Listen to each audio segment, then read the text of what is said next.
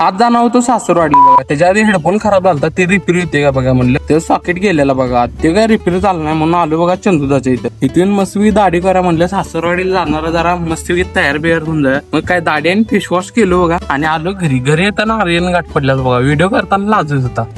मग काय तिथनं गोलीगत आवरलो बघा आणि आलो हॉस्टेल आलो. भूक लागलेली, मस्त कपडे बिपडे चेंज केले, जरा फ्रेश झालो बघा आणि चला म्हणलं वडा खायला. मग काय गेलो बघा खाली वडा खायला. वडा बिडा खाल्ला बघा. आता हेडफोन मोठा खराब झाला म्हणलं तोपर्यंत छोटा हेडफोन घेऊन या. मग गोलीगत छोटा हेडफोन घेऊन आलो बघा.